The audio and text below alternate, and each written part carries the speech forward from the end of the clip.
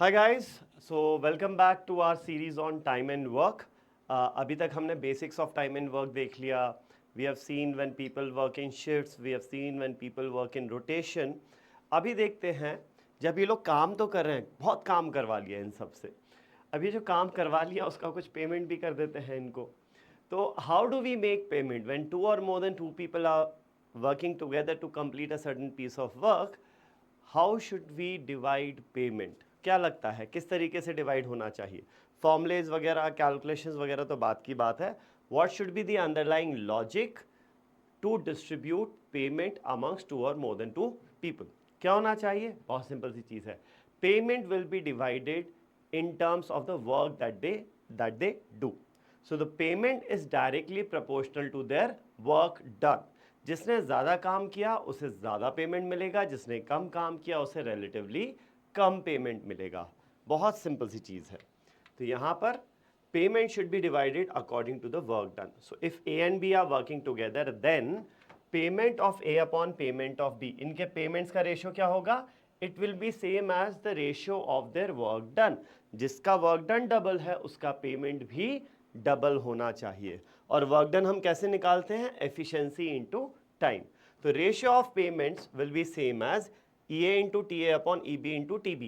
Needless to say, EA is the efficiency of A, EB is the efficiency of B, TA is for the time for which A is working, TB is the time for which B is working. ठीक है? चलो, तो if they work for the same number of days, अगर time same हो जाएगा तो ratio of payment is simply ratio of their efficiencies. ये cancel out हो जाएगा अगर टीए बराबर हो गया तो ये कैंसिल आउट हो जाएगा, तो ratio of payment will be simply same as ratio of their efficiencies. ठीक है, चलो तो कुछ एग्जांपल्स देख लेते हैं अभी। अच्छा, बिफोर दैट ये तो वही स्लाइड आ गई। हाँ, अगर 3 लोग हैं तो ratio of payments of these 3 people should be ratio of their work done. तो work done by A will be EA into TA, work done by B will be EB into TB, work done by C will be EC into TC. It's simply an extension of 2 people. 2 लोगों का ratio है तो 3 लोगों का ratio भी हम easily निकाल सकते हैं। और वहीं अगर टाइम सेम हो जाए तो फिर ratio of payment is same as ratio of their efficiencies, as simple as that. ठीक है, चलो आगे चलते हैं। एग्जाम्पल, पहला example, Ben can do a work in 6 days while Emma can do the same work in 4 days.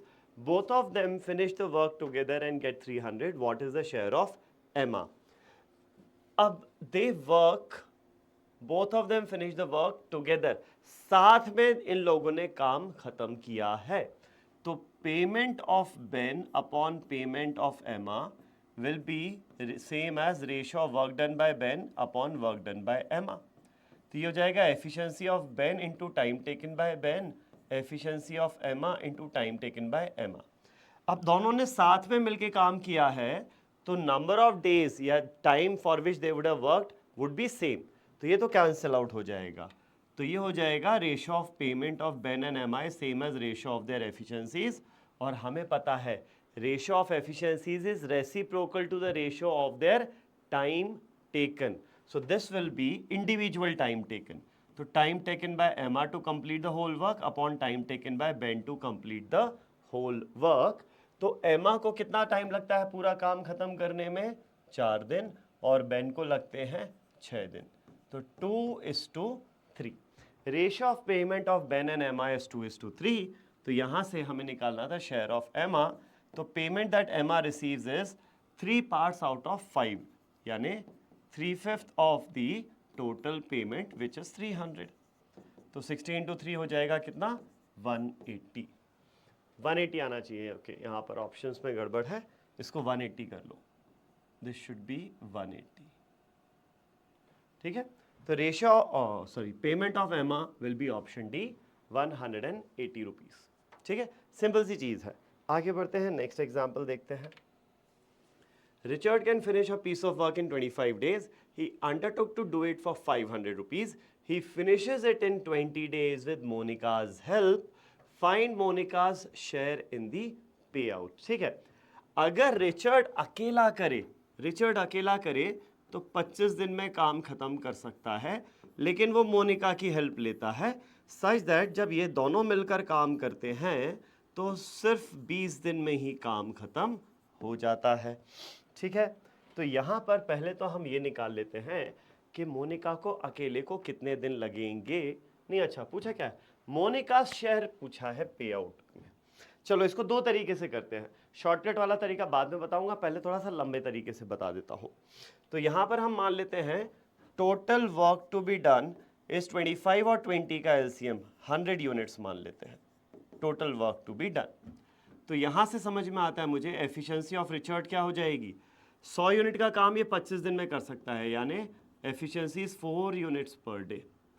इन दोनों की combined efficiency, Richard और मोनिका की कंबाइंड एफिशिएंसी कितना हो जाएगी, ये हो जाएगी 100/20 यानी कि 5 यूनिट्स पर डे। ठीक है, सिमिलरली वैसे ज़रूरत नहीं है लेकिन निकालना चाहो तो मोनिका की एफिशिएंसी आ जाएगी 5 - 4 यानी कि 1 यूनिट पर डे। फाइन, अब यहाँ पर मोनिका का शेयर पूछा है, मोनिका को कितना पेमेंट मिलेगा। तो payment that Richard receives upon payment that Monica receives is work done by Richard upon work done by Monica. तो रिचर्ड कितने दिन काम किया, देखो काम तो दोनों ने 20 दिन किया है। ठीक है, दोनों ने, रिचर्ड और मोनिका दोनों ने 20 दिन में काम खत्म किया। तो वर्क डन बाय रिचर्ड कितना हो जाएगा, रिचर्ड की efficiency into number of days Richard works upon Monica की efficiency into number of days Monica works. तो ये आ गया 4:1। Ratio of payment of Richard and Monica is 4:1, therefore payment of Monica कितना हो जाएगा, 1 part out of total 5, 1/5 of the total payment जो कि था 500। तो मोनिका को कितने रुपए मिलेंगे, 100 रुपए मिलेंगे। Out of this 500 rupees Monica gets only 100 rupees. ये थोड़ा लंबा तरीका है इस क्वेश्चन को करने का।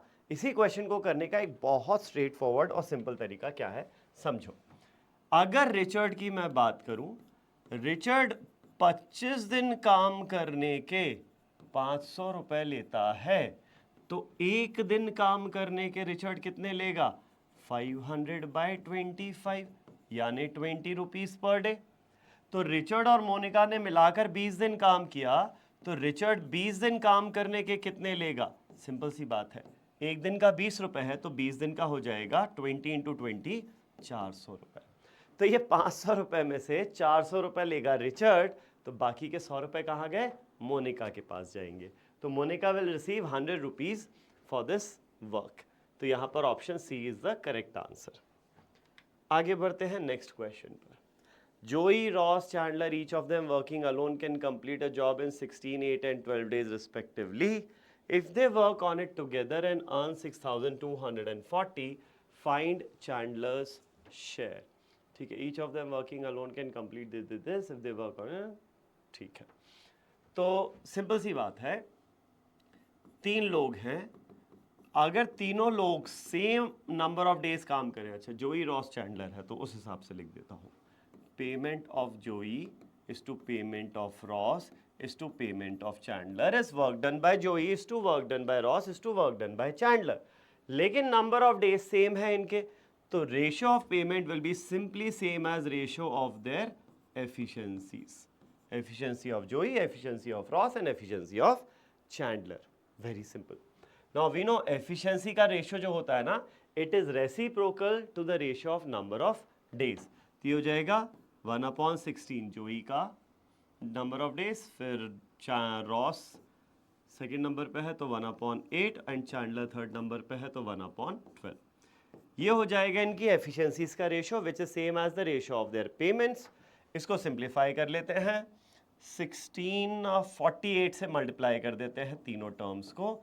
48 × 1/16 इज 3, 48 × 1/8 इज 6, 48 × 1/12 इज 4।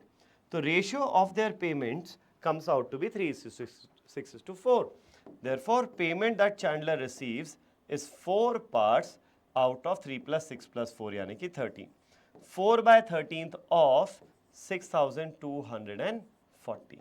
ठीक है, तो ये हो जाएगा 4 × 6240 जाएगा 13 से, 13 5 × 65 ज़्यादा हो जाएगा, 13 4 × 52 10480, 4 × 480 तो ये हो जाएगा 16 + 1920 rupees. Chandler receives option B 1920 rupees यहाँ पर। ठीक है, चलो आगे बढ़ते हैं आप। In the next question we have Joey, Ross, Chandler, each of them working alone. अच्छा वही डेटा दिया हुआ है। अच्छा लेकिन अब वो साथ में काम नहीं कर रहे हैं, पूरा काम इकट्ठा नहीं कर रहे हैं, कुछ अलग तरीके से। They start working but Joey leaves 2 days after that, after they start, and Chandler leaves 3 days before the work is finish. Find Chandler's share in 6240। ठीक है, तो मैं टाइमलाइन बना लेता हूँ यहाँ पर। All 3 of them started working, Joey, Ross and Chandler. ठीक है, they start working together but Joey leaves 2 days after they start. तो 2 दिन तक तो तीनों ने काम किया, 2 दिन के बाद जोई ने छोड़ दिया, तो बचे कौन? रॉस और चैंडलर। अब 2 दिन के बाद रॉस और चैंडलर काम कर रहे हैं। ठीक है, but Chandler leaves 3 days before the work is finished. ये जो काम खत्म हुआ उसके 3 दिन पहले चैंडलर ने छोड़ दिया, इसका मतलब आखिरी के 3 दिन में सिर्फ और सिर्फ रॉस ने काम किया है। ठीक है, find Chandler share of the whole profit, of the whole payment. तो एक काम करो यहाँ पर, लेट्स अज्यूम कि रॉस और चैंडलर ने x डेज काम किया है। ठीक है, अब जोई, रॉस और चैंडलर के इंडिविजुअल नंबर ऑफ डेज दिए हुए हैं 16, 12 एंड 8। तो let us assume that the total work to be done is 48 units. LCM method से यूज कर लेते हैं। तो यहाँ से हमें समझ में आएगा कि एफिशिएंसी ऑफ जोई कितना है, 48/16 यानी कि 3 units per day. Similarly efficiency of Ross कितना हो जाएगी, 48/12 यानी कि 4 यूनिट्स पर डे। और एफिशिएंसी ऑफ चैंडलर होगी 48/8 यानी कि 6 यूनिट्स पर डे। ये इनकी इंडिविजुअल एफिशिएंसीज हो जाती हैं। ठीक है, अब ये x की वैल्यू निकालते हैं। तो total work to be done is what, 48 units. This should be equal to work done in the first 2 days। तो पहले 2 दिन में ये तीनों मिलकर काम कर रहे हैं, तो तीनों की कंबाइंड एफिशिएंसी कितना है, 13। 2 दिन काम कर रहे हैं तो वर्क डन हो जाएगा 13 × 2 प्लस अगले x डेज में रॉस और चैंडलर मिलकर काम कर रहे हैं, इन दोनों की कंबाइंड एफिशिएंसी है 10 और ये x डेज काम कर रहे हैं तो वर्क डन हो जाएगा 10 × x। और आखिरी के 3 दिन में सिर्फ रॉस काम कर रहा है एट एन एफिशिएंसी ऑफ 4, तो ये हो जाएगा 4 × 3 वर्क डन आखिरी के 3 दिन में। ठीक है, तो ये हो गया 26, 26 और 12 28, 48 में से 28 जाएगा, बचेगा 20 is equal to right side में 10 × x बचा। तो यहाँ से x की वैल्यू क्या आ जाती है, 2 आ जाती है।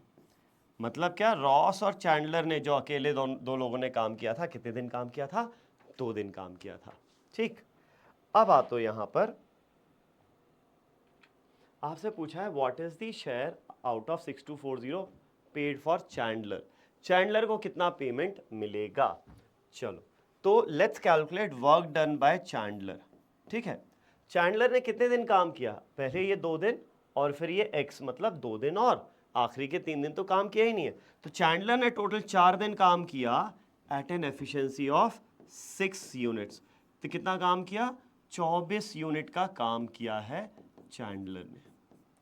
चैंडलर ने काम किया है 24 यूनिट का, कितने में से, टोटल 48 यूनिट्स में से।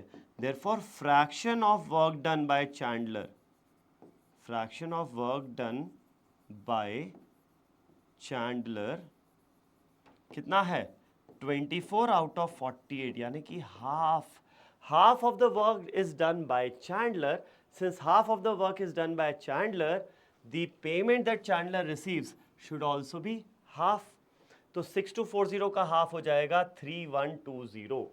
सो 3120 है नहीं ऑप्शन में, तो यहाँ पर आपका आंसर हो जाएगा नन ऑफ दीज। तो payment of Chandler should be half here. तो since the work done by Chandler is half of the total work done, the payment of Chandler should also be half of the total payment here. ठीक है, तो ये हो गया हमारा basic simple सा concept of payment. ज़्यादा कुछ है नहीं, आपको एक ही चीज़ ध्यान रखनी है यहाँ पर, ratio of payments is same as ratio of the work done. Thank you, all the best.